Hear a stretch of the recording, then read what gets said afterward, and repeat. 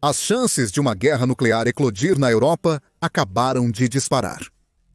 A França sugeriu que está disposta a fazer uma jogada que mudará o jogo, oferecendo suas armas nucleares ao presidente russo Vladimir Putin, como algo novo para considerar.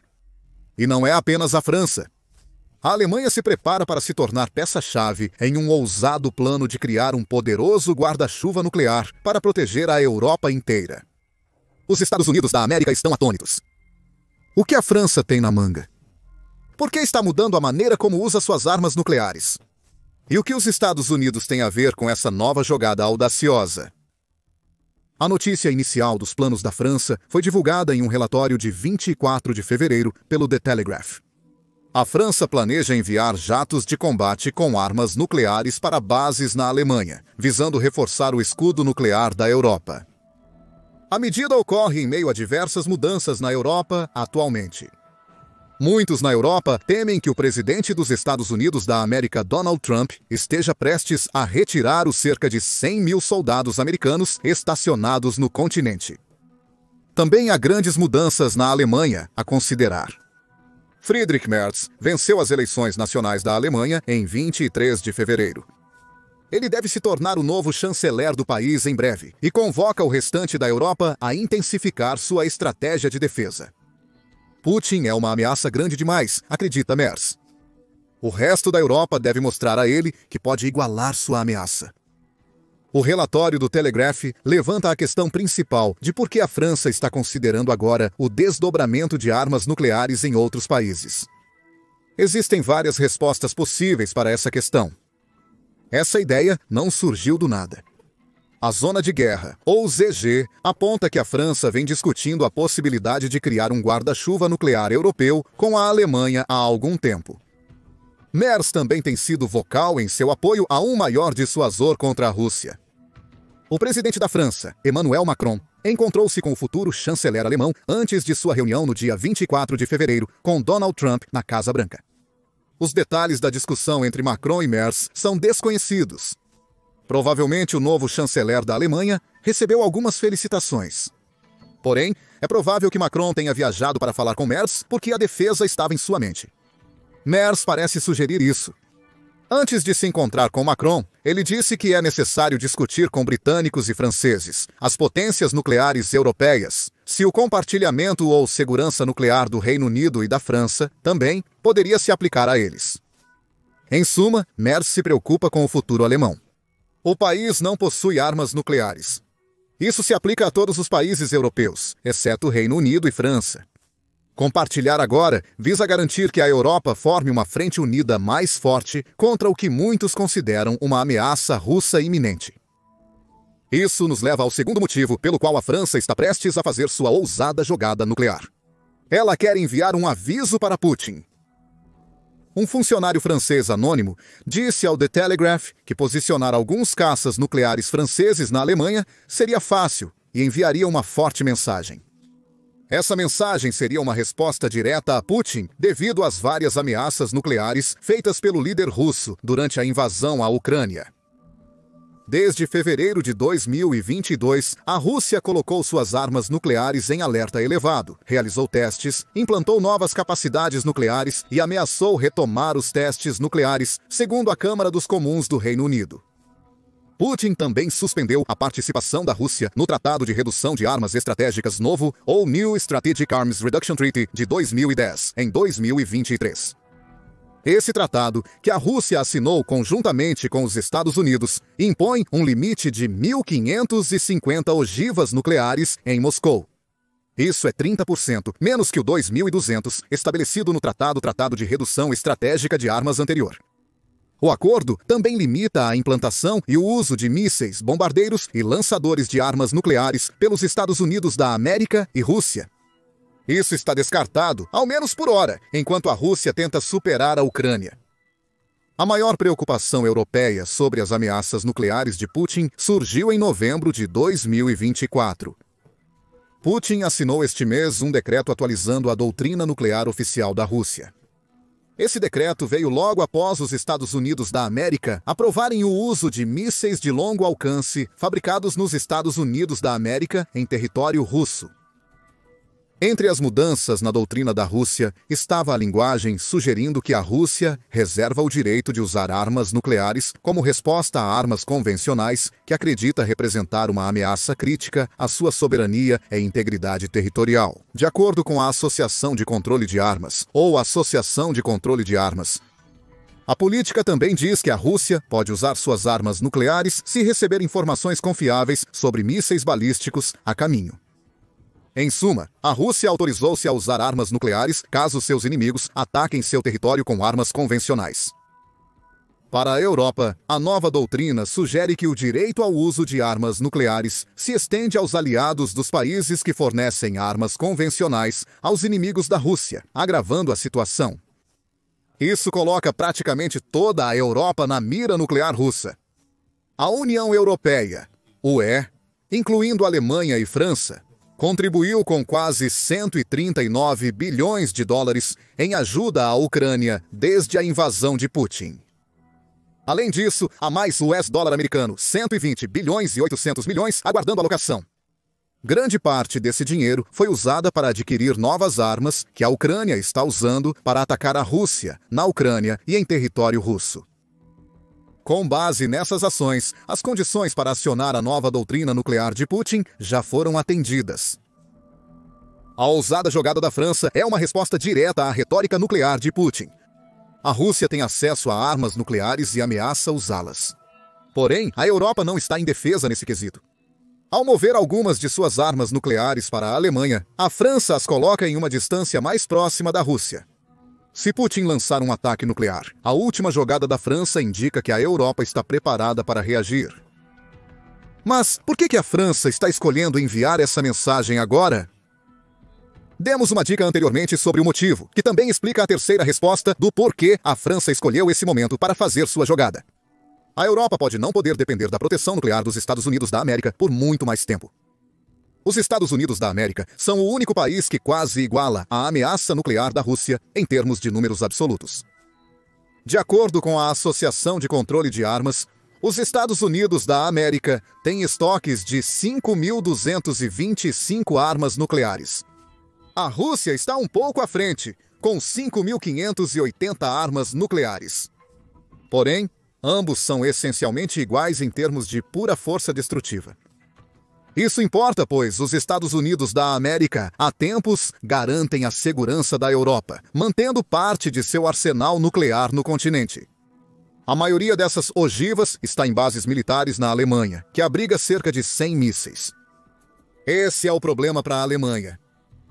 No passado, fez ameaças nucleares à Rússia devido à presença americana no país. Essa ameaça foi reforçada pela participação da América na OTAN. O artigo 5 do Estatuto da OTAN significa que todos os membros da organização são obrigados a defender qualquer outra nação, membro que seja atacada por outro país. Se a Rússia lançasse armas nucleares contra a Alemanha, França ou outra nação europeia, provavelmente seria confrontada pelos Estados Unidos da América, ataques de mísseis nucleares. Só que isso não é mais garantido. Segundo a Newsweek, Trump planeja retirar 20 mil dos 100 mil soldados americanos. Reduziu em 20% as forças americanas estacionadas na Europa. No seu primeiro mandato como presidente dos Estados Unidos da América, Trump fez várias ameaças de retirar o país da OTAN. Na época, a principal questão de Trump era quanto os países da OTAN pagavam pela própria defesa. A maioria dos países da OTAN não cumpria a meta de gastar 2% do produto interno bruto em defesa, o que levou Trump a afirmar que os Estados Unidos da América estavam basicamente financiando a segurança da Europa. Trump não estava totalmente errado com essas declarações, e apesar de ter recuado sobre sair da OTAN em um eventual segundo mandato, é provável que essas ameaças pesem na mente coletiva europeia. Muitos no continente não confiam no presidente da América. Eles se preocupam que ele possa retirar ainda mais tropas americanas da Europa após os 20 mil iniciais. Se isso acontecer, qual será o impacto nas armas nucleares americanas armazenadas em território alemão? Elas permanecem onde estão? As armas nucleares estão sob o controle da OTAN, mas isso pode mudar se Trump considerar novamente a retirada dos Estados Unidos da América da Aliança de Defesa. A jogada da França choca tanto o sistema americano quanto o russo. É a forma da Europa dizer, sem sutileza, que não precisa de Trump. Os Estados Unidos da América também têm feito movimentos recentes que preocupam os europeus. Em 3 de fevereiro, Trump insinuou que poderia seguir as 25% impostas ao México e Canadá, com mais tarifas direcionadas à UE. Ele disse à British Broadcasting Corporation que as tarifas da UE podem acontecer em breve, acrescentando que eles não compram os carros e produtos agrícolas dos Estados Unidos da América. Eles quase não pegam nada, e nós pegamos tudo deles. Milhões de carros e imensas quantidades de alimentos e produtos agrícolas. Implementar tarifas na UE será a maneira de Trump punir a Europa por não comprar o suficiente dos Estados Unidos. Também vale mencionar que a UE condenou a decisão de Trump de impor tarifas contra o México e o Canadá, e diz que responderá firmemente se tornar um alvo. Mais sinais de fraturas entre Europa e Estados Unidos da América surgiram em 24 de fevereiro.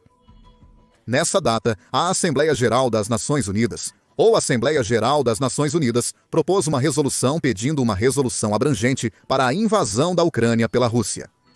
Os Estados Unidos redigiram sua própria resolução, intitulada O Caminho para a Paz, que também pedia um fim imediato às hostilidades, sem atribuir culpa a nenhum dos lados pelo início do conflito. Porém, uma resolução da Assembleia Geral das Nações Unidas, com linguagem forte, condenando as ações da Rússia, foi o foco principal da discussão. Os Estados Unidos da América votaram contra essa resolução, vista como recusa de Trump em condenar Putin pela invasão à Ucrânia. Com essa decisão, os Estados Unidos da América se uniram a um grupo peculiar de nações. China, Índia, Irã e Iraque se abstiveram de votar na resolução, que apresentava uma visão mais moderada do conflito comparada à dos Estados Unidos da América. A América foi uma das 18 nações a votar contra a resolução, junto com Rússia, Israel, Sudão, Hungria e Belarus. Os dois últimos estão entre as poucas nações europeias que se recusam a condenar Putin, possivelmente por manterem laços estreitos com a Rússia. Trump parece enviar uma mensagem clara para a Europa, desde ameaças de retirada da OTAN até sua recusa em condenar Putin. Ele não está tão alinhado com o continente quanto a Europa espera. Com essas fraturas possibilitando a retirada das tropas e armas nucleares dos Estados Unidos da América da Europa, as razões por trás da ousada movimentação da França ficam mais claras. Precisa enviar armas nucleares para a Alemanha para compensar as armas nucleares americanas que a Europa pode perder. Claro, nada disso é garantido. Os Estados Unidos da América podem não retirar suas armas nucleares de forma alguma. No entanto, a decisão da França indica que muitos no continente estão levando a necessidade de se protegerem, com ou sem envolvimento americano, muito mais a sério. Esta é a quarta resposta à pergunta por que agora? A França planeja enviar armas nucleares para a Alemanha porque acredita que já é hora da Europa começar a cuidar de si mesma. Macron insinuou isso durante entrevista com Trump na Casa Branca em 24 de fevereiro. Macron interrompeu Trump várias vezes para corrigi-lo em diversos assuntos, como os gastos da Europa na Ucrânia. Ele também pediu à Europa que fizesse mais para proteger o continente.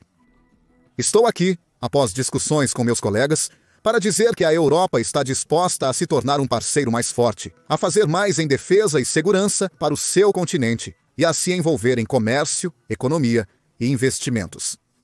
Macron se encontrou com o futuro chanceler alemão Friedrich Merz antes de sua coletiva de imprensa com Trump.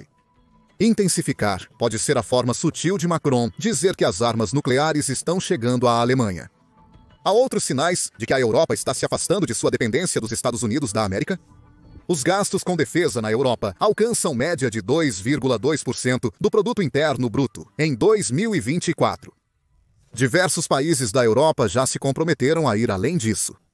Os países bálticos, Letônia e Estônia, pretendem alcançar 5% do produto interno bruto em despesas de defesa em 2025, com a Polônia logo atrás, com 4,7% do produto interno bruto.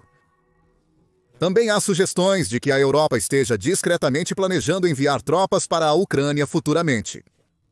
Não está claro se essas tropas serão uma força de paz ou um exército europeu unido para dissuadir Putin. A ousada jogada da França de enviar armas nucleares para a Alemanha faz parte de um plano mais amplo. A Europa está ficando mais forte. Ela precisa disso, considerando a ameaça russa e a posição incerta dos Estados Unidos da América atualmente. A questão é, as armas nucleares da França serão suficientes? É difícil avaliar. Superficialmente, a França está bem atrás da Rússia em relação à quantidade de armas nucleares disponíveis. Nós tocamos neste assunto mais cedo com as estatísticas da Associação de Controle de Armas, sugerindo que a Rússia tem 5.580 armas nucleares. A França está muito atrás. Ela possui 290 ogivas nucleares em seu arsenal militar, mas nenhuma está estrategicamente implantada. Isso significa que todas as 290 ogivas nucleares da França estão atualmente designadas para uso potencial se necessário, em vez de já estarem prontas para lançamento em mísseis balísticos e bases. Enviar armas nucleares para a Alemanha pode mudar tudo isso. Também devemos considerar como as armas nucleares da França seriam usadas e quais tipos elas têm disponíveis. A TWZ fornece algumas respostas aqui. Diz que a maioria das armas nucleares que chegariam à Alemanha estariam montadas em mísseis Airsoft Moyen Porta-A ou ASMPA. Mísseis supersônicos de ataque terrestre lançados de caças para atingir alvos no solo. Cada um pode carregar uma carga útil de 201,1 kg. Essa carga pode incluir ogivas nucleares TN-80 e TN-81, que possuem rendimentos de 300 quilotoneladas cada. Para contextualizar, este é um dos tamanhos mais comuns de armas nucleares, com 300 quilotoneladas, sendo aproximadamente equivalentes a 300 mil toneladas de trinitrotolueno, são armas extremamente perigosas. A Academia Americana de Artes e Ciências diz que 300 quilotoneladas criaria uma bola de fogo de 1,6 quilômetros de largura, que atingiria 200 milhões de graus no centro após 0,5 segundo ruas e superfícies metálicas dentro de 3/4 de milha se dissolveriam. Uma onda de explosão seguiria com 750 milhas por hora que esmagariam edifícios e lançariam veículos ao ar. A 3 milhas da explosão, as roupas das pessoas pegariam fogo e a pele exposta sofreria queimaduras de 3º grau imediatas. Afinal, o incêndio gerado por apenas uma dessas bombas nucleares teria um raio de até 4,5 milhas, destruindo uma área total de até 65 milhas quadradas, suficiente para devastar quase qualquer cidade russa. O míssil ASMPA, usado para enviar ogivas nucleares aos seus destinos, é capaz de viajar até 310 milhas. Isso não é um alcance especialmente longo. A distância entre Berlim e Moscou é de aproximadamente 1.000 milhas, impossibilitando a França de lançar seus mísseis nucleares a partir do território alemão. Ela precisaria da segunda parte do pacote que planeja enviar, o Dassault Rafale. O principal caça multiuso da França pode alcançar velocidade máxima de 863 milhas por hora, mas sua velocidade de aproximação cai para pouco menos de 140 milhas por hora. Ele tem um teto de serviço de 50.000 pés e um alcance de combate de até 900 milhas. Isso basta para o jato ir de Berlim a Moscou, mas não garante um retorno seguro. Segundo a TWZ, França e Alemanha provavelmente usariam reabastecedores aéreos, aviões massivos que reabastecem outros aviões durante o voo, para garantir que os Rafales possam completar suas missões perigosas antes de retornar à base. O melhor é que as armas nucleares francesas não estão sob o controle da OTAN. Segundo a TWZ, o ASMPA é uma capacidade soberana, não fazendo parte do acordo de dupla-chave que levou os Estados Unidos da América a fornecerem suas ogivas nucleares B-61 para a Europa. A França pode fazer o que quiser com suas armas nucleares em termos de implantação e uso, sem se preocupar com as diretrizes da OTAN. Isso é uma boa notícia para a Europa. Porém, há outro trunfo no audacioso plano nuclear da França ainda não discutido: o Reino Unido. Ele se envolverá e também fornecerá armas nucleares à Alemanha, como impedimento inicial contra Putin. Será um aliado poderoso se o fizer. O Reino Unido tem 225 armas nucleares em seus arsenais militares, o que quase dobraria o impedimento da Europa contra a Rússia. As ogivas Trident do país também podem ser lançadas de submarinos, oferecendo uma segunda opção de como a Europa poderia atacar a Rússia. Porém, o Reino Unido ainda não confirmou nada. No entanto, há indícios de que ele esteja disposto a se unir à França na contribuição para o novo escudo nuclear europeu. Durante visita a Kiev na segunda-feira, o ex-premier britânico Boris Johnson afirmou que havia um argumento moral para a Ucrânia possuir suas próprias armas nucleares. O primeiro-ministro Keir Starmer juntou-se aos líderes europeus antes de Trump ao pedir uma resolução para a guerra. O Reino Unido estava entre os países signatários da resolução da Organização das Nações Unidas que os Estados Unidos da América se opuseram. Além disso, a Grã-Bretanha manifestou interesse em assinar um pacto de defesa e segurança com a UE, crucial após o Brexit. A jogada da França pode visar envolver também o Reino Unido.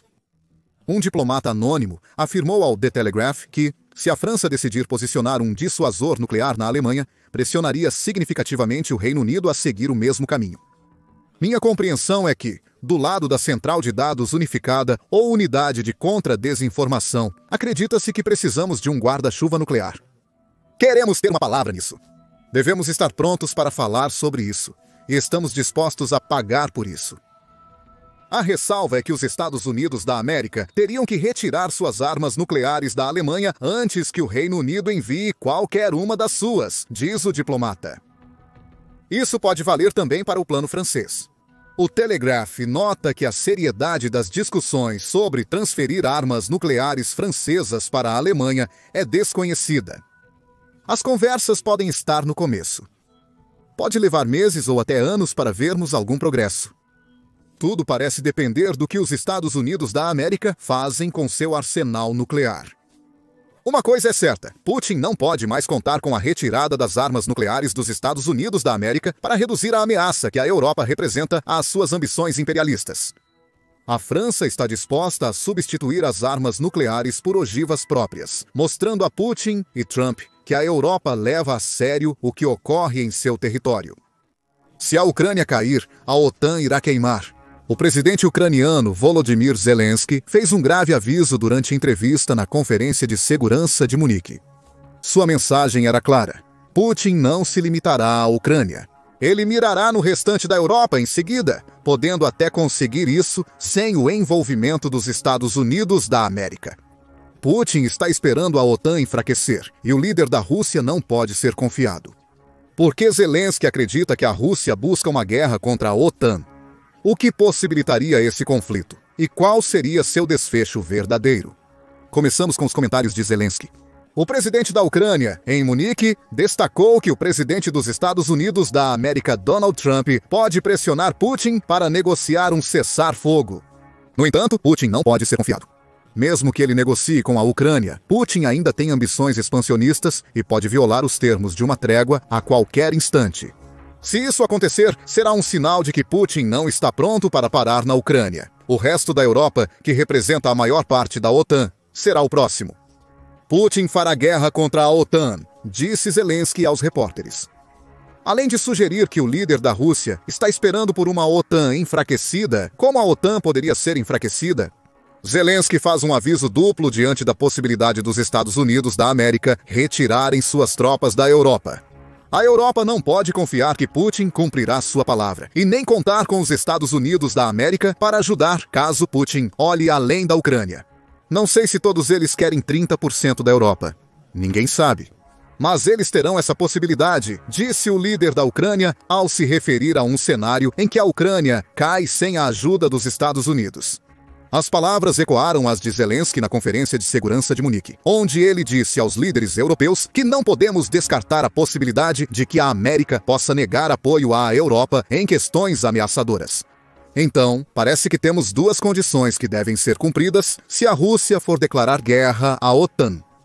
Primeiro, os Estados Unidos da América devem sair da OTAN ou negar ajuda aos parceiros da aliança, mesmo que uma invasão russa ative o artigo 5 do Tratado da OTAN. Segundo, Putin deve ter o desejo de reivindicar mais da Europa se ele for bem-sucedido na Ucrânia. A questão agora é simples. Essas duas condições podem ser atendidas? A resposta curta é sim. É possível que a Rússia faça guerra na Europa sem intervenção dos Estados Unidos da América. O plano de Trump de retirar os Estados Unidos da América da OTAN não é novidade e visa enfraquecê-la.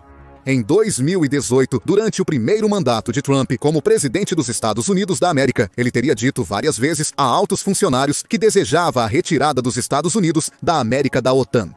As declarações alegavam que Trump não via sentido em manter uma grande aliança militar, pois acreditava que a OTAN drenava os recursos americanos. Um ano antes, Trump também começou a dizer aos membros da OTAN que era hora de pagar o seu caminho. Durante uma reunião da OTAN em Bruxelas, ele afirmou que os outros membros da coalizão deviam enormes quantias aos Estados Unidos da América, destacando que muitos ficam abaixo do gasto de defesa de 2% do produto interno bruto recomendado pela OTAN. E ele estava certo. Em 2017, apenas 4 nações estavam cumprindo o que Trump acreditava ser uma obrigação mais do que uma recomendação.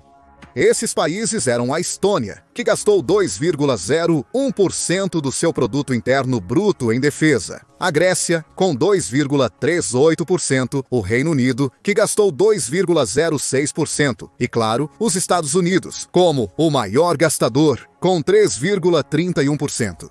Na época, menos de 14% dos 29 membros da OTAN atingiam 2%. Trump argumentou na época de forma simples: pague ou os Estados Unidos da América partirão. A OTAN mudou sua abordagem. Em 2024, a aliança expandiu para 32 membros.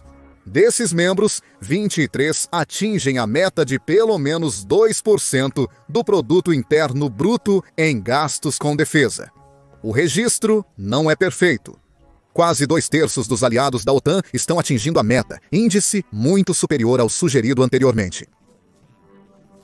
Trump estava conseguindo do seu jeito. Os aliados da OTAN na América passaram a ter gastos proporcionais ao produto interno bruto semelhantes aos dos Estados Unidos da América.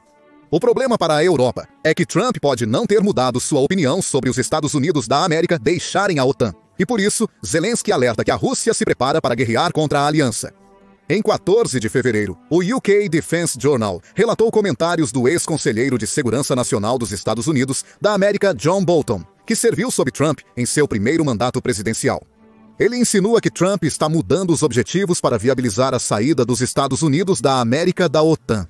No início de seu mandato, ele criticou os europeus por não investirem 2% do produto interno bruto em defesa. Agora ele diz que é necessário gastar 5% do produto interno bruto em defesa, afirmou Bolton. Ele alude a declarações de Trump no início de janeiro de 2025, quando o presidente americano disse que a OTAN deveria ter uma meta de 5%. Trump disse que todos podem pagar, mas deveriam estar em 5%, não 2%. Note que Trump não disse nós aqui. Ele falou sobre a OTAN como uma entidade separada dos Estados Unidos da América, sugerindo que os outros membros deveriam atingir uma nova meta de 5%, da qual a América está isenta. Os Estados Unidos da América também não gastam 5% do seu produto interno bruto em defesa, com o país atingindo 3,4% de gasto do produto interno bruto em 2024. Isso o coloca no mesmo nível da Estônia, também com 3,4% e atrás da Polônia, que gastou 4,1% do seu produto interno bruto no exército. Bolton concorda parcialmente com Trump. Ele acredita que os Estados Unidos da América não estão investindo o suficiente em um mundo desafiador. Contudo, ele também destaca que a meta de Trump de 5% pode ser um alvo interessante. Suspeito que quase nenhum país na Europa, talvez os Bálticos e a Polônia e alguns outros, chegarão a 5%. Então, em um ano em que isso não acontecer, Trump poderá dizer que a OTAN é tão inútil quanto sempre afirmou e que está saindo. Trump adiantou a meta de gastos para que mais membros europeus da OTAN alcancem os 2% do produto interno bruto. Ele faz isso porque vê como um caminho para retirar os Estados Unidos da América da Aliança. Há apenas uma possível salvação para os membros europeus da OTAN. O Congresso dos Estados Unidos da América se mantém como a barreira que mantém a América na coalizão. Qualquer decisão de sair deve ser aprovada pelo Congresso antes de se concretizar. O ex-presidente dos Estados Unidos da América, Joe Biden, sancionou essa exigência como lei, como parte da Lei de Autorização de Defesa Nacional de 2024, que pode ter sido a maneira sutil de Biden se preparar para a possibilidade de uma presidência de Trump. O problema é que a lei tem falhas. Isso não é definitivo, afirma Scott Anderson, estudioso do Brookings Institution e editor sênior do Lawfare. Trata-se do Congresso proibindo algo, e se for ignorado, haverá enfrentamento nos tribunais, diz ele. Este é o problema. Para que a questão seja litigada, Anderson afirma, precisa haver alguém com capacidade para processar. Esse alguém poderia ser o Congresso, mas não está claro se os republicanos estariam dispostos a lançar um processo contra seu próprio presidente eleito. Então Zelensky está certo em se preocupar com a OTAN não ter mais os Estados Unidos da América como parceiro. Trump já ameaçou se retirar no passado. Ele está definindo metas de gastos possivelmente inatingíveis para muitos membros da aliança.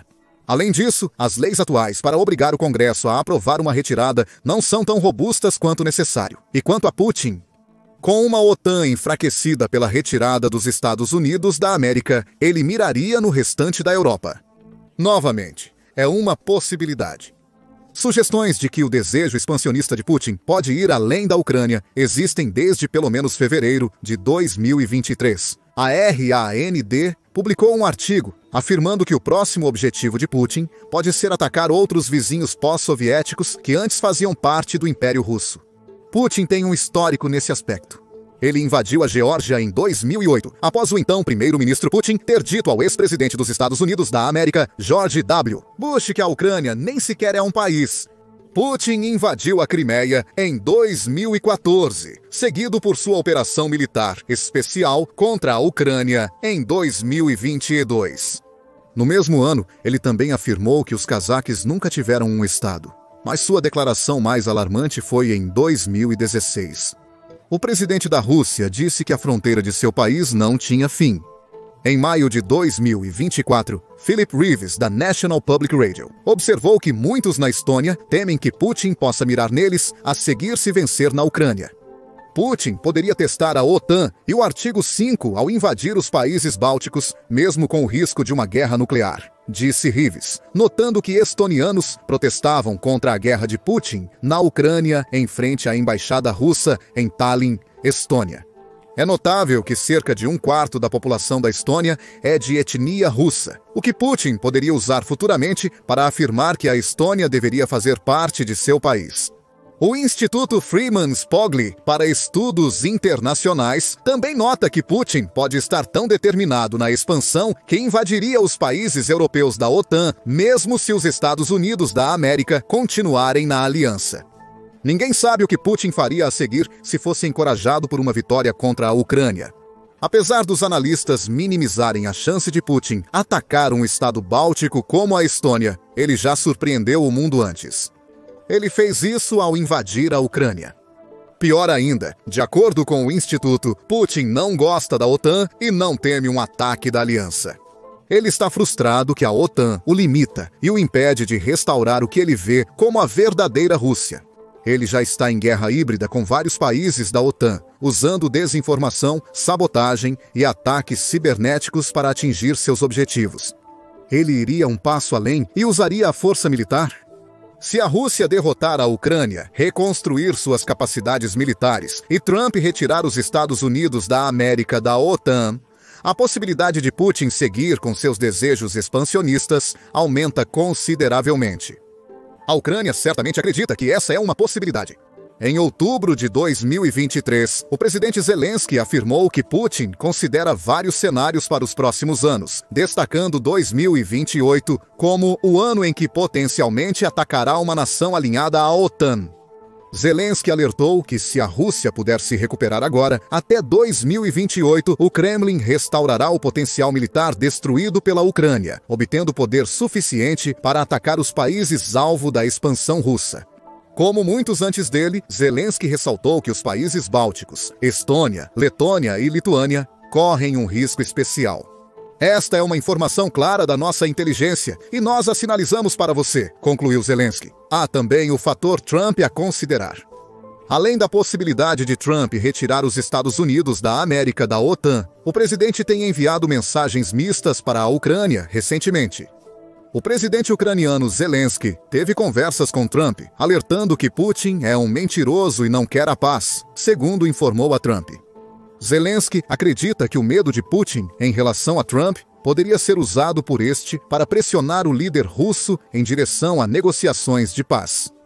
O Kyiv Post também aponta que os funcionários dos Estados Unidos da América garantiram à Ucrânia que a América não vai simplesmente lavar as mãos do sofrimento da Ucrânia depois de passar 3 anos lutando contra a Rússia. As mensagens parecem pró-Trump e pró-Ucrânia, mas em 18 de fevereiro, Trump realizou supostas conversas de paz com Putin na Arábia Saudita, sem envolvimento ucraniano. Para a Ucrânia, isso pareceria como os Estados Unidos da América tentando excluí-los de qualquer acordo, contrariando afirmações anteriores de que não a deixariam para trás. Trump foi citado como estando decepcionado com a surpresa da Ucrânia por não ter sido convidada para as conversas, dizendo que Zelensky poderia ter feito um acordo mais cedo no conflito. Dizem que estão chateados por não terem um lugar. Tiveram um por 3 anos e muito antes disso. Isso poderia ter sido resolvido facilmente. Trump pareceu até culpar a Ucrânia pelo conflito, dizendo que eles nunca deveriam ter começado e poderiam ter feito um acordo. Não surpreende que Zelensky esteja alertando os membros europeus da OTAN sobre uma ameaça iminente. Muitos acreditam que Putin quer invadir os estados bálticos a seguir, com a própria inteligência da Ucrânia sugerindo isso. Trump envia mensagens ambíguas para Zelensky, e ainda há a chance de os Estados Unidos da América abandonarem a OTAN. Se isso acontecer, a ameaça nuclear da OTAN diminuiria muito, restando apenas França e Grã-Bretanha capazes de atacar a Rússia com armas nucleares, abrindo mais a porta para uma guerra russa contra o que resta da OTAN. A questão agora é simples. A OTAN está pronta para essa guerra? Depende de quem você pergunta. Em junho de 2024, o Jornal de Defesa do Reino Unido comparou uma OTAN sem os Estados Unidos da América contra a Rússia em uma análise aprofundada. Ele apontou que a força combinada dos membros da OTAN sem os Estados Unidos da América é muito maior do que a da Ucrânia quando a Rússia invadiu em fevereiro de 2022. No que diz respeito ao pessoal, a OTAN sem a América tem 1,5 milhão de militares ativos, o que se equipara bem com o 1.320.000 soldados ativos que a Rússia atualmente possui. Vale ressaltar que a Rússia já empregou mais de 862 mil soldados na Ucrânia, restando em seu exército principalmente recrutas inexperientes, mercenários e até soldados de outros países, como a Coreia do Norte. A OTAN também possui tecnologia mais avançada que a Rússia, afirma a revista. Os países da OTAN na Europa investiram em aeronaves modernas, defesas cibernéticas e munições de precisão, tornando-os um adversário formidável para a Rússia enfrentar. Isso também pressupõe que esses membros da OTAN responderão com força militar, caso Putin ataque outro membro, como um dos estados bálticos. Contudo, essa versão da OTAN sentiria imensamente a ausência dos Estados Unidos da América.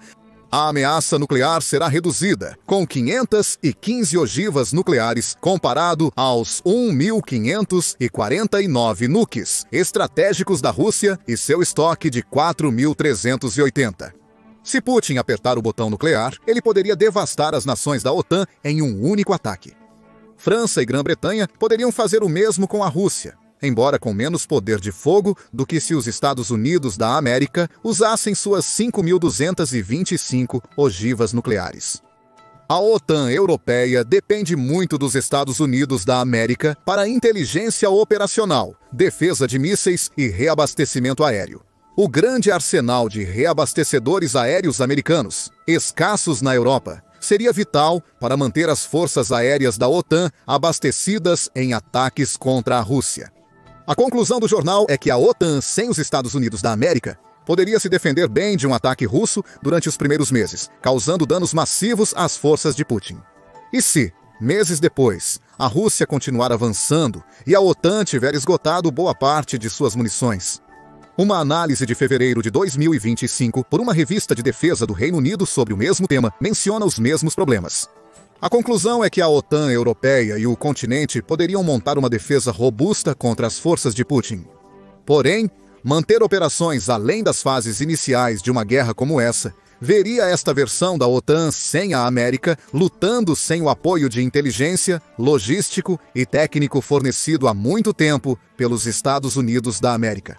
Os membros da OTAN que estariam na linha de frente em uma guerra contra a Rússia são ainda menos confiantes. Em dezembro de 2024, líderes da Letônia, Estônia e Finlândia afirmaram que a OTAN não está preparada para enfrentar a Rússia sem o envolvimento dos Estados Unidos da América. Isso é absolutamente claro, disse o presidente letão Edgar Zrinkovic. Não podemos continuar esperando pelos Estados Unidos da América permanecerem muito envolvidos na Europa. O premier estoniano Christian Mikael disse que é preciso aumentar as capacidades de defesa devido à ameaça da Rússia e sua incapacidade de ser uma democracia e seguir as regras internacionais. Destacam-se a Estônia e a Letônia, que gastaram 3,4% e 3,15% do produto interno bruto em defesa em 2024. A Finlândia superou a meta de 2% da OTAN, gastando 2,4% do seu produto interno bruto. Essas nações europeias da OTAN estão levando a ameaça russa a sério. Talvez o problema seja que o resto da OTAN não está fazendo o mesmo. A descoordenação entre os membros europeus da OTAN pode ser a ruína da aliança, se Trump retirar os Estados Unidos da América da coalizão. A OTAN europeia tem o número e o equipamento para igualar a Rússia. Porém, se a UE se emaranhar em burocracia e debates sobre como responder a uma vitória russa contra a Ucrânia, pode ficar vulnerável a surpresas. É por isso que a OTAN pode queimar se a Ucrânia cair, como Zelensky afirma. Então, qual é a solução? O presidente da Ucrânia acredita que tem a formação de um novo exército europeu. Eu realmente acredito que o tempo chegou. As Forças Armadas da Europa devem ser criadas, disse Zelensky aos jornalistas fora da Conferência de Segurança de Munique. O presidente ucraniano tem pressionado por uma força europeia unificada há anos, com pouco avanço. Ele também não esclarece como seria a força, aumentando o desafio dos membros europeus da OTAN. O diretor do Royal United Service Institute, Matthew Saville, sugere que uma força de dissuasão terrestre de 100 a 150 mil soldados poderia responder efetivamente a uma nova agressão russa, especialmente se um cessar-fogo na Ucrânia for alcançado. Contudo, Saville crê que, sem a participação dos Estados Unidos da América, seria difícil persuadir países longe das fronteiras russas a empenharem tantas tropas, possivelmente enfraquecendo suas próprias defesas. Saville sugere, alternativamente, uma força de tripé menor que a de dissuasão completa, porém ainda com dezenas de milhares de tropas europeias nas linhas de frente críticas. Este contingente atuaria como uma força de reação rápida, dissuadindo novos avanços russos e assegurando que qualquer ataque provocaria uma resposta militar europeia mais ampla. Jamie Shea, ex-conselheiro da OTAN, reconhece as dificuldades da Europa em montar forças, mas enfatiza a necessidade delas para conter a ameaça russa na Ucrânia. Ele defende uma força ativa de 50 mil soldados operando em rotações contínuas, exigindo um compromisso total de 150 mil tropas para manter uma presença dissuasora contínua. Nenhuma dessas propostas considera a possibilidade da OTAN europeia iniciar uma guerra total contra Putin pelo que ele fez na Ucrânia. Tudo se resume à dissuasão, com números muito menores que o 1,5 milhão de tropas que as forças combinadas da OTAN na Europa poderiam levar para um conflito. Também há conflito entre os membros da OTAN na Europa a considerar. França, Reino Unido e Suécia sinalizaram disposição de enviar tropas para as linhas de frente, se preciso. Contudo, com a recente eleição de Friedrich Merz como chanceler da Alemanha em 23 de fevereiro de 2025, há uma possível mudança na posição alemã. Merz ressaltou a importância da Europa reforçar sua defesa, questionando o futuro da OTAN em seu formato atual. Isso pode levar a um papel alemão mais proativo na defesa europeia, mas será o suficiente? Se a OTAN europeia não se unir contra Putin, como atualmente, Zelensky pode estar certo. A OTAN poderia se desgastar e perderia uma guerra contra a Rússia sem o envolvimento dos Estados Unidos da América, não por falta de soldados ou equipamentos, mas devido à combinação de problemas de cooperação e perda do apoio de inteligência e logística americano. A Rússia já ostentou uma das marinhas mais poderosas do mundo, uma força que causava medo pelos oceanos. E a Ucrânia? Eles praticamente nem tinham uma marinha. Mas, avançando para hoje, e a frota do Mar Negro da Rússia foi mandada embora, recuando da Crimeia com o rabo entre as pernas. O mais incrível é que a Ucrânia alcançou esse feito com uma arma tão surpreendente que parece ter saído de um desenho animado matinal: o bebê do mar. Não é um drone ameaçador Baba Yaga que os soldados acreditam que pode arrancá-los do campo de batalha, nem um sistema de mísseis chamado Trovão que retumba com poder e destruição. Um bebê do mar. Mas confie em nós, este bebê está longe de ser doce. Este drone naval tem aterrorizado a outrora dominante frota da Rússia, provando que às vezes o golpe mais mortal vem do menor punho. E no final, isso resume toda a estratégia da Ucrânia. Para que trovão quando um bebê do mar traz a tempestade? Aqui está tudo o que você precisa saber sobre esta arma, cujo nome fofinho não a impediu de proporcionar à Rússia sua maior humilhação marítima. Quando ouvem a palavra drone, a maioria imagina um pequeno quadricóptero zumbindo no céu. Mas o bebê do mar não é isso. O bebê do mar é uma arma marítima de alta tecnologia projetada para deslizar sobre a água discretamente. O veículo de superfície não tripulado. Veículo de superfície não tripulado. Um drone marítimo multiuso. Foi desenvolvido especialmente para o conflito com a Rússia. A ideia para barcos de ataque não tripulados surgiu em 2022 de Lukashevich Ivan Volodimirovich, um general de brigada no Serviço de Segurança da Ucrânia. O Serviço de Segurança da Ucrânia. O conceito inicial surgiu em julho de 2022, através da colaboração com a Marinha Ucraniana e empresas privadas. Contudo, conforme a guerra se agravava, o Serviço de Segurança da Ucrânia assumiu o controle. Essa decisão resultou na criação do Sea Baby, um drone naval projetado para cargas pesadas, destinado a atingir embarcações estáticas, como navios ancorados em portos. O Sea Baby era um conceito único. Esses drones foram desenvolvidos sem parcerias ou assistência externa. Como Vasil Maliuk, o chefe do Serviço de Segurança da Ucrânia, explicou à Cable News Network, os drones de superfície marítima são uma invenção única do Serviço de Segurança da Ucrânia, e eles fizeram tudo sozinhos. Conforme apontado por Maliuk, nenhuma empresa privada está envolvida. Tudo é produzido internamente, desenvolvido pelos ucranianos para os ucranianos. E acredite ou não, uma grande parte dos bebês do mar até foi financiada pelo povo ucraniano, financiada coletivamente. Em uma demonstração de unidade e determinação nacional, uma campanha de financiamento coletivo ucraniana arrecadou 7.077.000 em apenas 36 horas para produzir 35 drones bebê do mar, o equivalente a um drone a cada hora. A campanha de financiamento coletivo continua na United 24, plataforma oficial de arrecadação da Ucrânia, que oferece nomear um dos bebês do mar para quem doar dólar americano 221 mil, o valor total de uma unidade. Esses drones inovadores são produzidos em instalações subterrâneas secretas na Ucrânia, um símbolo da resiliência do país. Mas essas instalações já viram várias iterações de Sea Babies. Os primeiros modelos operacionais de Sea Baby foram desenvolvidos em maio de 2023. As versões iniciais carregavam até 138 kg e eram usadas principalmente para ataques kamikaze. Conforme os drones começaram a se destacar, o Serviço de Segurança da Ucrânia identificou áreas de aprimoramento, iniciando atualizações. O final de 2023 trouxe um avanço notável nas habilidades do Sea Baby. Os drones foram atualizados para carregar ogivas explosivas de até 850 gramas, aumentando muito seu poder destrutivo. Diversos sistemas de comunicação foram incluídos. Apesar de redundantes, esses sistemas foram incluídos para evitar problemas como os vividos naquele ano, quando a conexão com o Starlink na Crimeia foi negada, deixando vários drones encalhados durante um ataque à fragata russa Admiral Makarov em Sevastopol. Essas atualizações permitiram que os Sea Babies operassem de forma autônoma, mesmo em ambientes de comunicação contestados. Até o final de 2023, o Sea Baby havia evoluído para uma plataforma multiuso capaz de transportar diversos equipamentos especializados. Essa transformação tornou este drone um sistema de armas versátil capaz de se adaptar a diferentes missões. Em janeiro de 2024, o Serviço de Segurança da Ucrânia revelou uma nova variante do drone, equipada com 6 lançadores termobáricos, reforçando sua reputação como uma arma inovadora. O desenvolvimento do Sea Baby seguiu até 2024.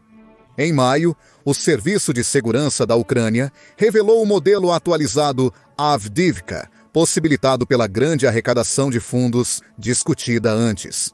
A última iteração demonstrou o compromisso contínuo com inovação e adaptação que definiu a jornada do Sea Baby do conceito à dominação em batalha.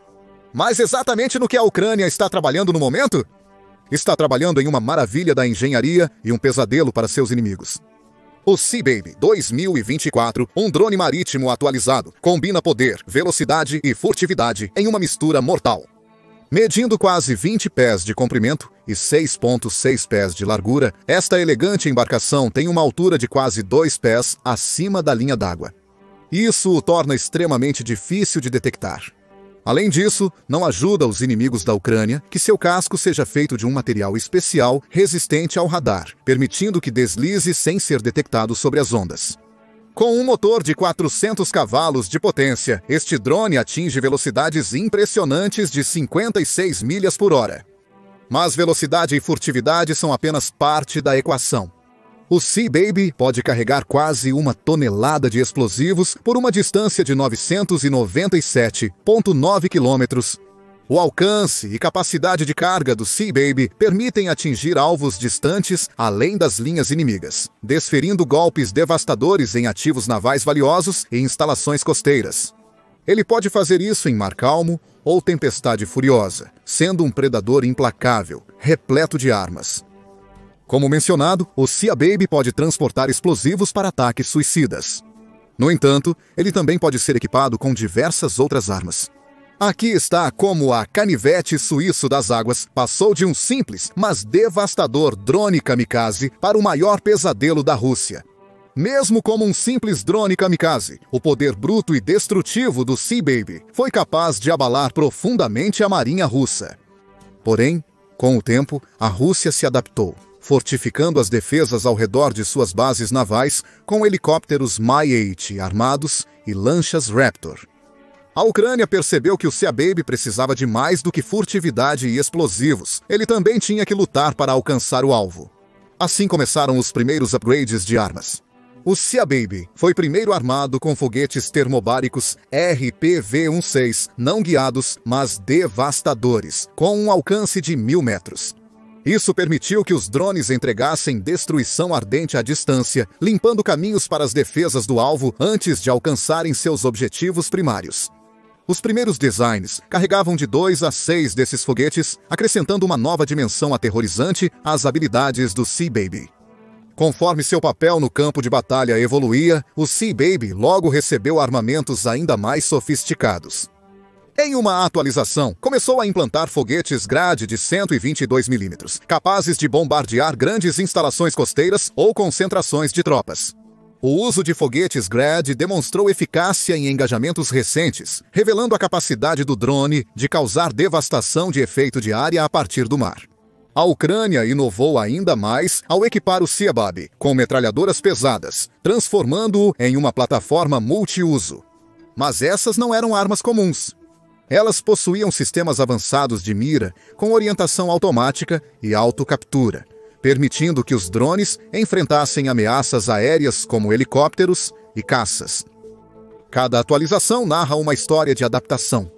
Cada um deu dentes ao bebê do mar. Agora, cada onda do mar que esconde um bebê também carrega surpresas, foguetes, metralhadoras e até capacidades de superfície para o ar. Não é mais apenas um drone kamikaze, é um navio de guerra. Em miniatura. E agora está começando a fazer sentido como a Ucrânia está mandando a Rússia de volta ao inferno, com essa arma, certo? O bebê do mar não está apenas atingindo alvos, está reescrevendo as regras da guerra naval. E à medida que a fumaça se dissipa, uma coisa se torna evidente. A Ucrânia armou a engenhosidade para desmantelar sistematicamente as fortalezas mais poderosas da Rússia. Vamos começar com a frota do Mar Negro como um todo. Uma vez uma força formidável no coração do poder naval da Rússia, esta frota agora está cambaleando de uma enxurrada de ataques de drones ucranianos. Mas a importância desses ataques vai muito além do poderio militar. A frota do Mar Negro controla uma via navegável vital, crucial para as exportações globais de grãos e o acesso da Rússia a recursos estratégicos como o petróleo do Mar de Azov. Para a Ucrânia, o Mar Negro é essencial para as exportações agrícolas, sobretudo após o bloqueio russo. A capacidade de salvaguardar a passagem de mercadorias de seus portos, particularmente Odessa, tem sido o cerne da estratégia militar da Ucrânia. O Sea Baby agora é essencial para impedir que a frota do Mar Negro mantenha seu domínio sobre a região, obrigando a marinha russa a recuar. Os ataques incessantes da Ucrânia, principalmente em locais-chave como Sevastopol, paralisaram a marinha russa e prejudicaram suas operações no Mar Negro. Eles têm enfraquecido a máquina de guerra da Rússia ao cortar o acesso a portos essenciais. Drones ucranianos como os Sea Babies causaram danos estimados entre centenas de milhões a 500 milhões de dólares à frota russa. O Sea Baby se tornou uma força imparável sozinho, mas também integra uma estratégia mais ampla envolvendo uma grande variedade de drones. Afinal, a guerra russo-ucraniana foi denominada Guerra de Drones por uma razão. No departamento naval, o Magura V5 ucraniano também se mostrou valioso. Os drones têm sido fundamentais para a Ucrânia atingir navios de guerra russos, adaptando-se para carregar mísseis ar-ar soviéticos. Ao lado do Sea Baby, eles superaram as defesas da frota do Mar Negro, desferindo golpes punitivos que deixaram os ativos navais russos em desvantagem. Assim como o Sea Baby, o Magura V5 é uma embarcação não tripulada de superfície, fruto da inovação ucraniana. Contudo, este drone é operado por outra agência, a Direção Principal de Inteligência, ou Glavnoy Upravlenie Razvedki.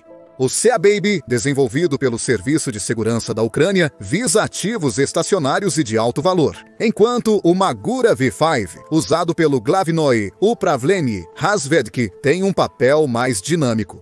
Isso é possível graças ao seu design menor e mais manobrável que permite ataques rápidos contra navios de guerra no mar. Contudo, o Sea Baby também tem atingido navios de guerra russos como uma bola de demolição. Em outubro de 2022, um ataque coordenado com drones ucranianos atingiu vários navios russos na Baía de Sevastopol, incluindo as fragatas Admiral Makarov e Admiral Essen. Somando o varredor de Minas Ivan Golubets e o navio de patrulha Ladny, a frota russa do Mar Negro encolheu consideravelmente. E isso não foi um acaso também. Em 14 de setembro de 2023, o Sea Baby atingiu diretamente a corveta russa Samum, deixando o do navio inclinado, enquanto era rebocado para reparos. Isso que é causar impacto. Um mês depois, em outubro de 2023, foi a vez do navio de patrulha Pavel Durzevin. Boom! Danificado por outro ataque do bebê do mar, provando que esses drones não são apenas para exibição. Em outubro de 2023, o Vladimir Kozitsky, um navio de reconhecimento, juntou-se à crescente lista de baixas. Mas não esqueçamos os grandes ataques. Os bebês do mar também foram essenciais na explosão da Ponte da Crimeia, um grande símbolo da anexação ilegal da Rússia. Desde a anexação em 2014, Moscou controlou ativos-chave ao redor da península da Crimeia. E desde a invasão de 2022, Kiev fez de sua missão atacá-los consistentemente. A mensagem era clara: a luta pela Crimeia não acabou. Com os drones Sea Baby, Kiev está demonstrando que nenhum local russo, incluindo a notória Ponte da Crimeia, está fora de alcance. Em 17 de julho de 2023, os drones Sea Baby ganharam as manchetes globais ao realizarem um ataque ousado à ponte que liga a Rússia continental à Crimeia, uma linha de suprimento vital. Com até 1.874 libras de explosivos a bordo, 2 drones Sea Baby atingiram as seções rodoviária e ferroviária da ponte, causando danos significativos. Esta não foi a primeira vez que a Ucrânia visou a ponte, mas foi o segundo ataque bem-sucedido, ao que a Rússia já exaltou como um símbolo indestrutível de seu domínio sobre a Crimeia. A explosão enviou ondas de choque através das forças russas e, embora tenha causado tragicamente baixas civis, a operação também deixou uma coisa abundantemente clara. A Ucrânia pode atacar significativamente a infraestrutura estratégica russa. Além disso, o uso inovador de drones como o Sea Baby por Kiev permanecerá uma arma crucial em seu arsenal, atingindo as ambições da Rússia na Crimeia e além. Isso inclui plataformas de gás controladas pela Rússia na costa da Crimeia. Em dezembro de 2024, a Marinha Ucraniana divulgou imagens do Sea Baby, mirando instalações de gás russas no Mar Negro, entregando explosivos que deixaram pelo menos uma plataforma em chamas. Após o ataque, a Marinha Ucraniana declarou que a caça ao inimigo no Mar Negro continua, ressaltando que esses ataques estratégicos faziam parte de uma campanha maior para enfraquecer a presença militar russa na região. O vídeo não verificado mostra ataques de drones ucranianos a plataformas de gás, sistemas de vigilância e infraestruturas críticas inimigas. A Marinha Ucraniana reafirmou sua posição de contestar a ocupação russa da Crimeia e suas águas circundantes. O ataque às plataformas de gás marca um novo capítulo na luta da Ucrânia para retomar o controle de suas águas da Rússia. A cada ataque bem-sucedido, a Ucrânia mostra seu poderio militar e determinação em expulsar os russos de seu território, um drone por vez. Recentemente, os Sea Babies enfrentaram diretamente aeronaves russas. Em uma operação nas primeiras horas de 6 de dezembro de 2024, a Ucrânia demonstrou o quanto suas capacidades de drone evoluíram. Os Sea Babies, com metralhadoras calibre 50, se mostraram capazes de repelir helicópteros, aeronaves e barcos de patrulha russos que tentavam interceptá-los. As forças ucranianas revelaram que esses drones causaram danos significativos em helicópteros e barcos russos, mudando o que a Rússia esperava ser uma caça fácil. Comunicações de rádio russas interceptadas confirmaram que os drones causaram baixas notáveis entre as tripulações e danos significativos nas aeronaves, exigindo reparos extensos. Esses ataques lembraram poderosamente a versatilidade e eficácia do Sea Baby. Os drones não se limitaram a derrubar aeronaves. Eles também atacaram uma barcaça, levando equipamento militar para reparar a ponte da Crimeia. Parece que a Ucrânia está determinada a manter essa ponte como um problema para a Rússia, não importa o quanto ela tente consertar ou protegê-la. Aparentemente, os bebês do mar seguem sendo um problema para a Rússia. No entanto, o uso deles no conflito em curso da Ucrânia com a Rússia não é surpresa. Desde o começo da invasão, os dois lados têm usado veículos não tripulados como parte de seus arsenais. No entanto, a Ucrânia se destacou pelo seu uso altamente inovador de drones em vários domínios: ar, terra e mar.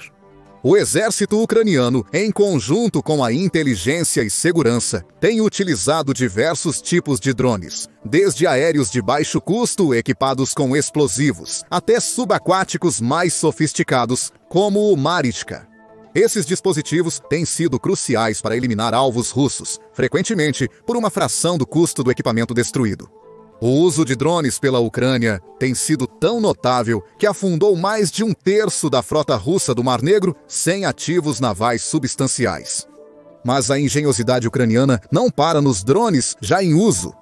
Em uma jogada notável, o presidente Volodymyr Zelensky assinou um decreto em fevereiro de 2024 para estabelecer as Forças de Sistemas Não Tripulados, um ramo dedicado dentro das Forças Armadas ucranianas, para aproveitar o poder dos drones. Esta nova unidade focará no desenvolvimento de especialistas, no aumento da produção de drones e no aperfeiçoamento de táticas para seu uso em terra, ar e mar. Com esta iniciativa, fica claro que os drones deixaram de ser apenas uma ferramenta para a Ucrânia. Eles estão se tornando essenciais nas operações militares do país, remodelando o campo de batalha. Zelensky explica que os drones agora têm a tarefa de repelir ataques, destruir equipamentos russos e neutralizar infraestruturas-chave. Porém, a Rússia não está inativa. O país tem combatido ativamente os ataques de drones da Ucrânia, incluindo o Sea Baby, com diversas defesas. Isso inclui a interceptação de drones aquáticos e aéreos. Em 23 de outubro de 2024, a Rússia afirmou ter destruído 4 drones marítimos ucranianos que visavam a Crimeia. Além disso, as defesas aéreas russas foram acionadas, supostamente destruindo 10 drones sobre a Crimeia. Mas a Ucrânia tem sido tão persistente que a Rússia frequentemente considerou melhor fugir do que lutar. Para proteger seus bens, o país transferiu forças navais de Sevastopol para Novorossiysk e criou uma nova base em Abkhazia. Além disso, passou a usar iscas e metralhadoras de grande calibre em embarcações para enganar drones. A Rússia também aumentou as patrulhas com helicópteros Mi-8 e barcos Raptor. E ainda assim a ameaça persiste. O Sea-Baby continua sendo um alvo difícil devido ao seu tamanho compacto, velocidade e impacto psicológico na tripulação naval russa, obrigando o exército russo a se reorganizar e repensar suas defesas constantemente. Sempre que essas forças pensam ter encontrado uma solução, os Sea-Babies provam o contrário. A cada ataque, esses drones deixam claro que a Ucrânia não vai desistir tão cedo, transformando o Mar Negro em um jogo de alto risco, onde a Rússia está sempre um passo atrás. Putin não vai parar apenas na Ucrânia. Para reviver sua visão do Império Russo ou punir aqueles que apoiaram a Ucrânia, especialistas preveem que Putin avançará ainda mais na Europa. Não são somente os analistas que estão alertando sobre o perigo. Os possíveis alvos estão cientes dessa ameaça. A Alemanha está no topo da lista de alvos potenciais de Putin. Então, devemos perguntar: o que aconteceria se Putin atacasse a Alemanha? Ou mais apropriadamente, quando Putin atacar a Alemanha? E não somos os únicos com essa dúvida. O canal público alemão Bayerische Rundfunk também está preocupado. Assim, entrevistaram o tenente-general André Bodemann em sua plataforma online, BR24. Antes de explorarmos suas percepções, vamos conhecer quem é Bodemann e por que sua perspectiva é relevante nesta conversa. O tenente-general André Bodemann é um líder militar altamente condecorado, com vasta experiência no exército alemão. Como atual comandante do Comando Territorial da Bundeswehr, ele supervisiona a defesa nacional e segurança interna, protegendo o território alemão. O currículo de Bodemann inclui liderança em missões da OTAN no Kosovo e Afeganistão, além de vasta experiência no Ministério Federal de Defesa. Com uma carreira desde líder de pelotão até tenente-general, seu profundo conhecimento de estratégia militar e experiência prática em paisagens geopolíticas desafiadoras o tornam um especialista nas ameaças atuais à Europa. E hoje não há maior ameaça à segurança da Europa do que a Rússia, algo que Bodemann conhece muito bem. Desde a invasão russa à Ucrânia, em fevereiro de 2022, a Alemanha tem apoiado firmemente a nação resistente. 3 anos após a invasão, o país comprometeu um impressionante 29 bilhões em ajuda militar à Ucrânia. Isso inclui financiamento para reforçar a capacidade de segurança e fornecer equipamentos militares da indústria e dos estoques das Forças Armadas alemãs.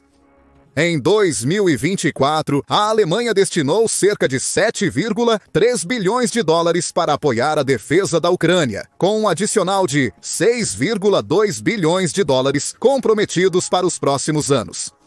Considerando o passado da Alemanha, isso não surpreende. Até o final de 2023, o país já havia gasto cerca de 5 bilhões e 200 milhões, com mais 1 bilhão e 660 milhões gastos em 2022.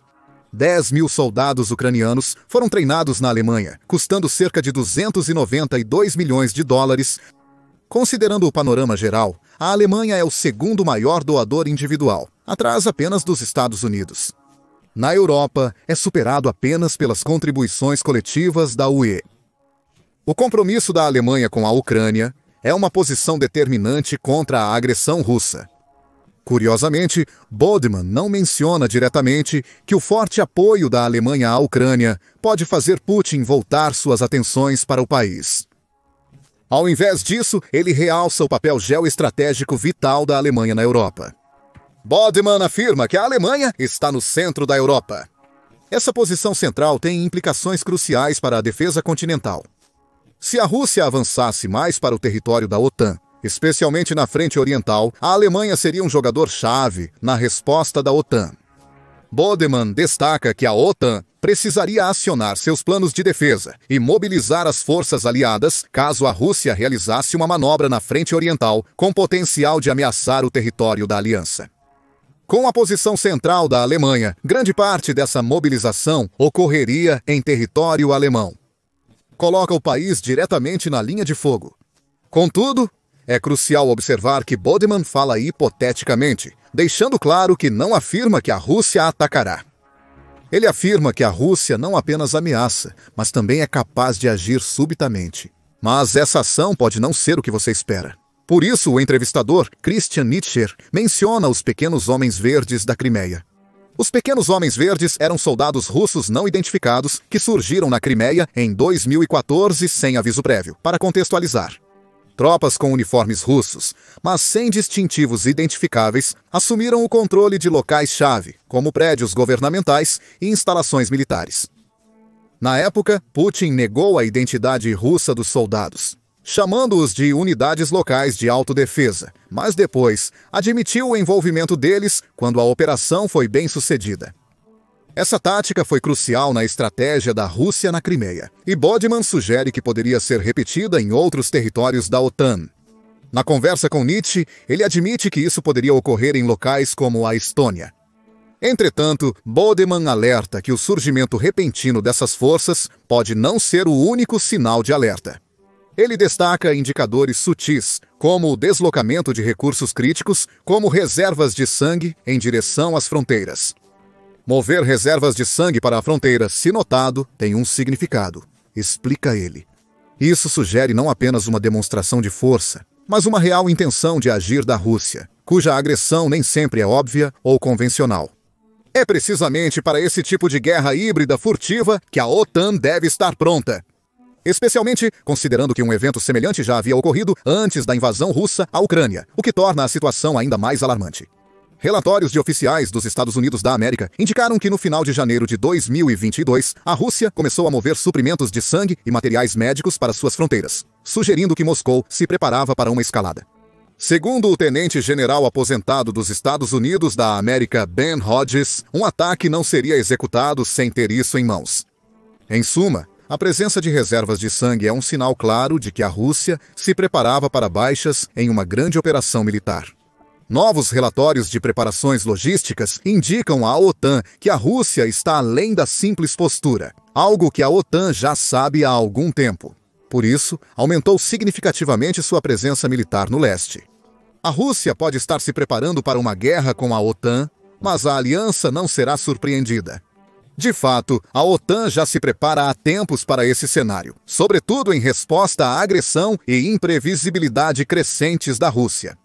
A aliança tomou medidas deliberadas e decisivas para reforçar sua presença militar ao longo de sua fronteira oriental, o que aborda diretamente as preocupações levantadas por Bodeman sobre uma possível manobra russa. Desde 2017, a OTAN vem aumentando sua presença avançada, especialmente na Estônia, Letônia, Lituânia e Polônia, com grupos de batalha multinacionais liderados pelo Reino Unido, Canadá, Alemanha e Estados Unidos da América, respectivamente. Esses grupos de batalha demonstram visivelmente a determinação e o compromisso da OTAN em defender seu território. Contudo, a urgência do preparo militar da OTAN foi acelerada após a invasão russa da Ucrânia. A OTAN dobrou sua presença no leste europeu, acrescentando grupos de batalha à Bulgária, Hungria, Romênia e Eslováquia. Isso elevou o total para 8 grupos de batalha multinacionais, aumentando muito o número de soldados em campo. Mas a prontidão militar da OTAN não é só uma demonstração de força, envolve logística robusta, interoperabilidade e mobilização rápida. Com a entrada da Finlândia e Suécia na OTAN e a maior integração militar entre os membros, o flanco leste da aliança tornou-se uma região altamente fortificada e interligada. Isso é crucial porque qualquer ameaça à Alemanha é, essencialmente, uma ameaça a toda a aliança. Um ataque a um é um ataque a todos. É disso que trata o artigo 5 do Tratado da OTAN.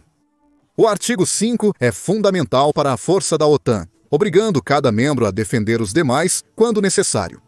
Foi criado em 1949 em resposta à ameaça da expansão soviética pela Europa. O princípio da defesa coletiva visa dissuadir a agressão, garantindo que qualquer ataque a um membro seja enfrentado com uma resposta unificada e poderosa de todos. Na OTAN, cada membro protege os demais, de modo que nenhum país fica vulnerável ou desamparado. Mas o artigo 5 também estabelece um alto padrão. Não é invocado levianamente. De fato, este artigo só foi invocado uma vez, após os ataques de setembro de 2001, quando os Estados Unidos da América foram alvo de terroristas. Portanto, quem pensa que a OTAN só espera um deslize para atacar a Rússia está completamente enganado. Bodeman também enfatiza isso em sua entrevista. Ele enfatizou que os planos de defesa da OTAN, incluindo as estratégias operacionais da Alemanha, não são sobre se preparar para a guerra a todo custo. Eles são projetados para dissuadir a agressão e evitar a escalada. Segundo Bodeman, a OTAN visa prevenir conflitos, estando preparada para se mobilizar de forma a reduzir as tensões, sobretudo diante de uma ameaça russa no flanco leste da aliança. O objetivo é evitar que a situação chegue a um ponto em que a guerra se torne necessária. Portanto, os planos são projetados para manter as coisas sob controle muito antes de um estado de defesa ser declarado.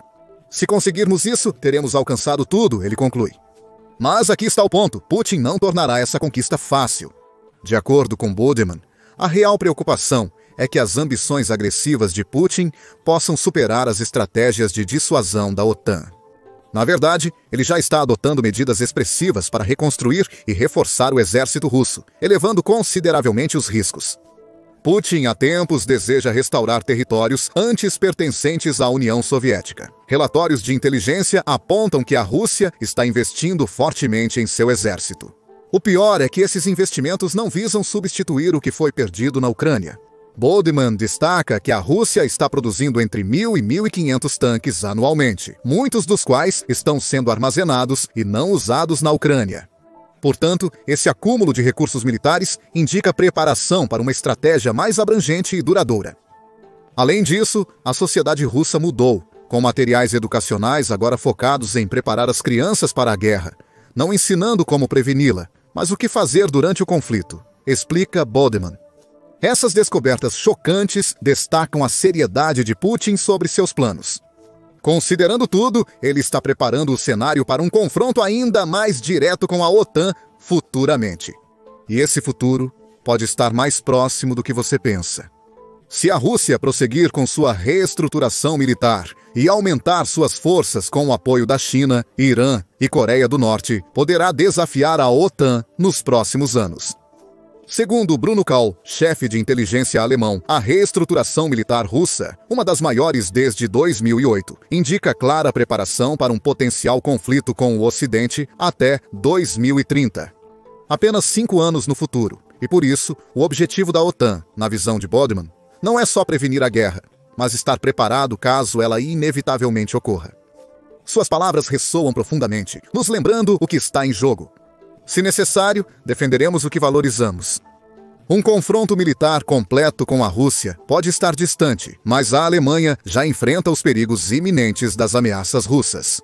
Apenas essas ameaças são híbridas. Bodeman é direto ao dizer que a Alemanha não está oficialmente em guerra. Porém, ele crê que seu país também não vive em paz há tempos.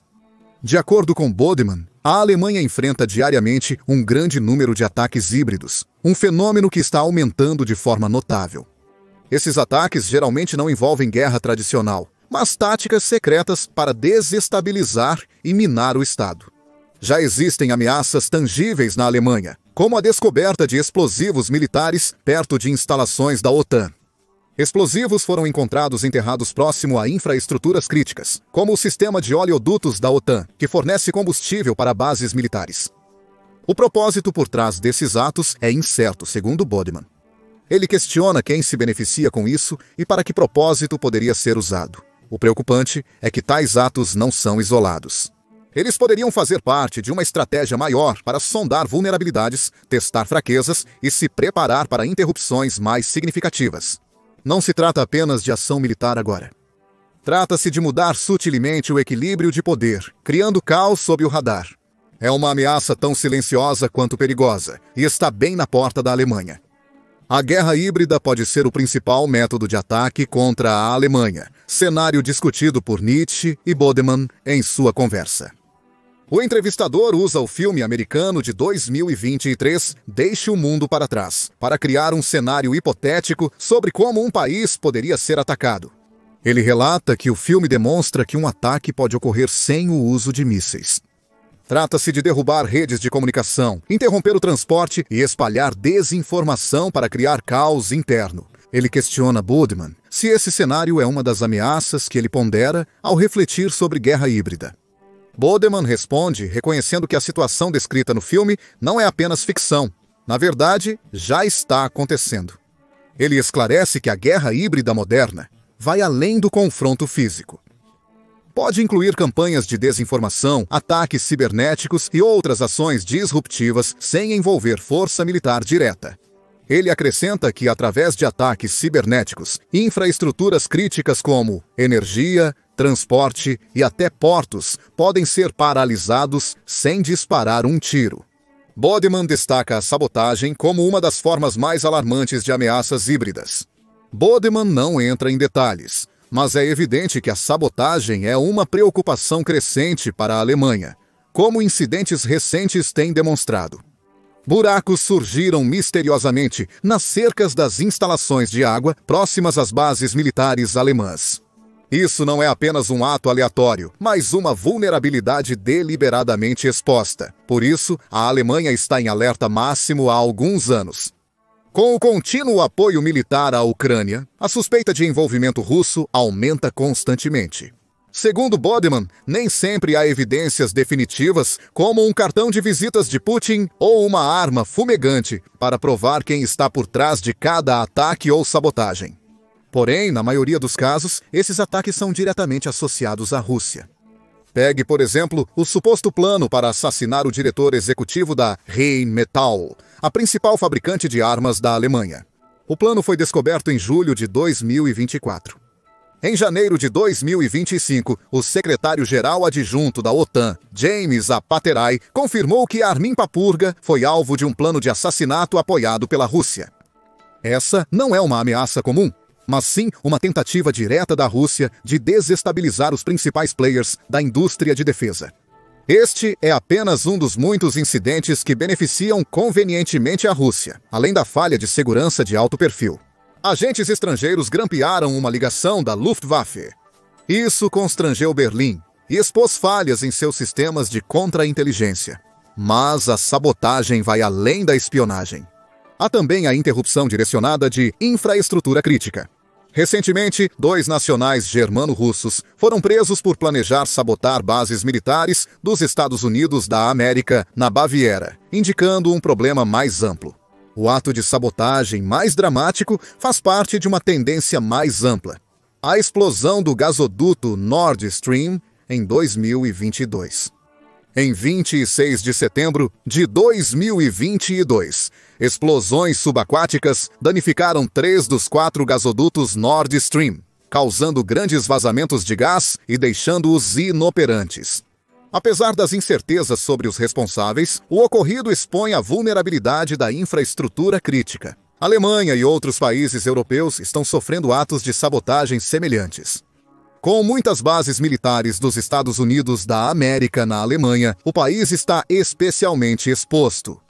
O governo alemão sabe que precisa agir. Por isso, adotou a Lei Guarda-Chuva Kritis, criada para proteger a infraestrutura crítica.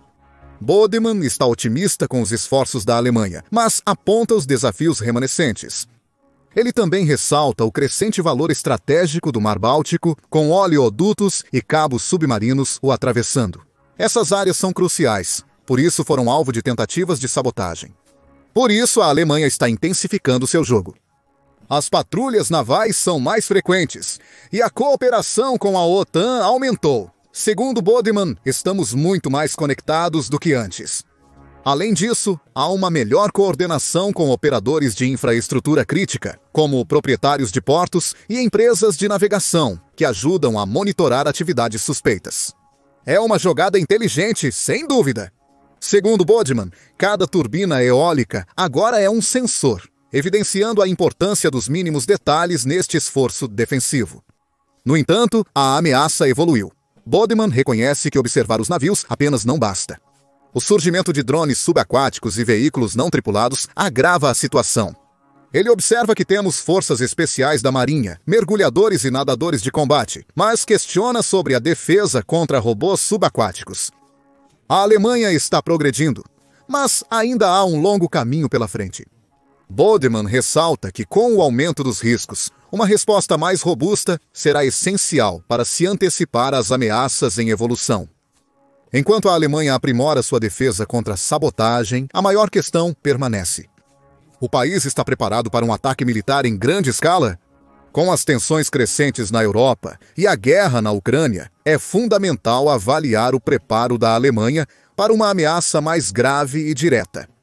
Por isso, Nietzsche questiona diretamente quão bem preparada está a Alemanha para uma crise real. Bodemann é direto e objetivo. Ele explica que a Alemanha conta com uma equipe de 150 pessoas, incluindo membros da Bundeswehr, ministérios federais e outras organizações, para elaborar um plano de resposta robusto a possíveis ameaças. E o plano não foi apressado.